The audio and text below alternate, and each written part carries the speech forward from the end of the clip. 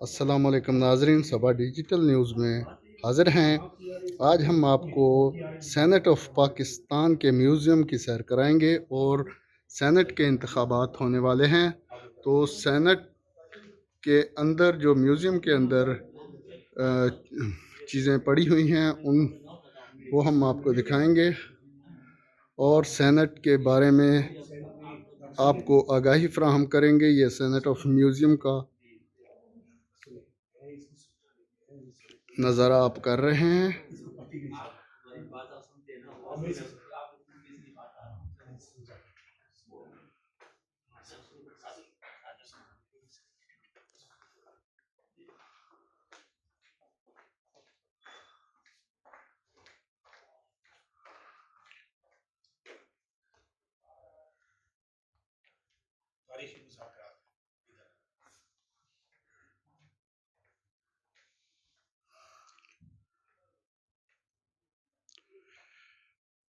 ہمارے ساتھ سینٹ کے میوزیم میں سینئر پارلیمانی رپورٹر اکرم عابد صاحب موجود ہیں۔ وہ ہمیں میوزیم کے بارے میں اور سینٹ کے حالیہ انتخابات، جو آمدہ انتخابات ہیں، ان کے بارے میں ہمیں آگاہ کریں گے۔ یہ سینٹ میوزیم کے مناظر ہیں جو آپ کو ہم دکھا رہے ہیں۔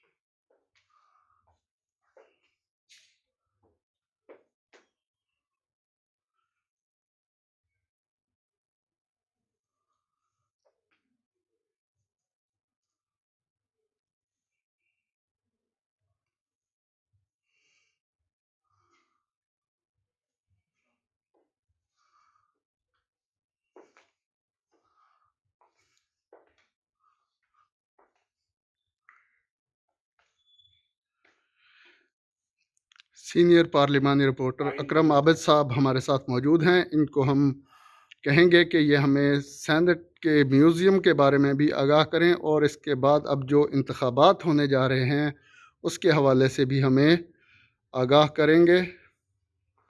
یہ ہمارے قومی لیڈران۔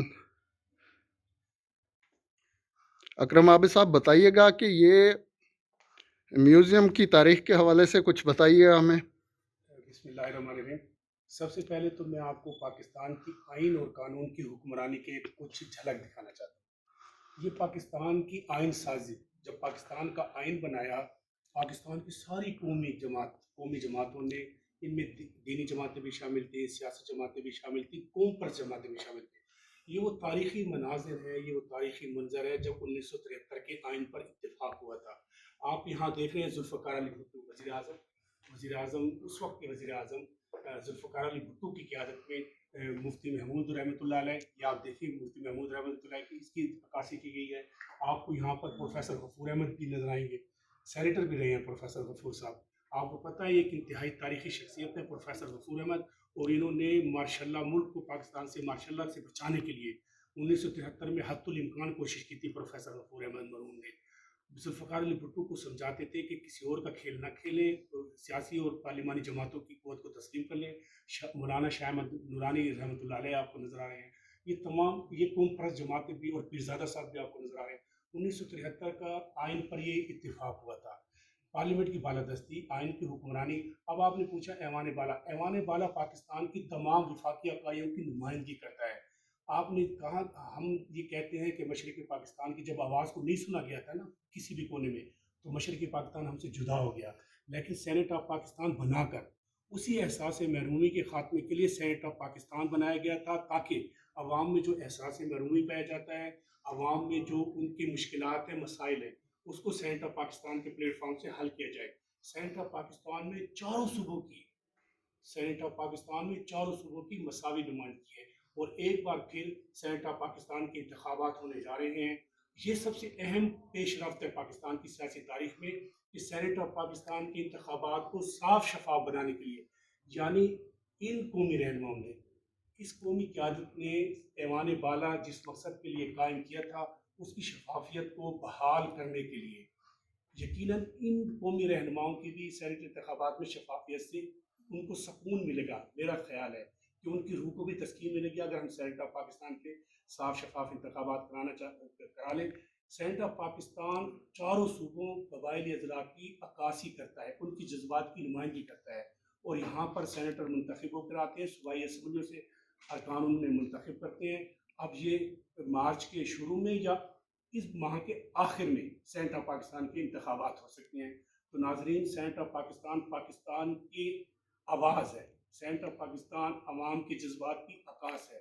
اس بار ہم نے یہ دیکھا سینٹ آف پاکستان انتہائی فعال ہمیں نظر آئی. چیئرمین سینیٹ صادق سنجرانی کی صدارت میں ہمیں سینٹ آف پاکستان کی بھرپور کارروائی نظر آئی. آپ شکریہ.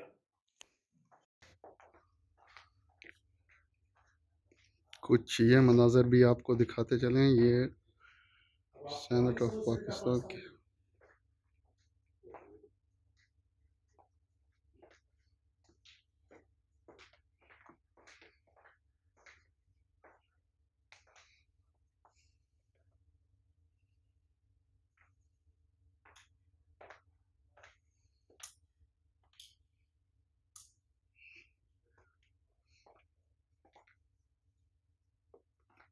یہ سینٹ آف پاکستان کا پہلا اجلاس ہے. یہ سینٹ آف پاکستان کا پہلا اجلاس دیکھیں.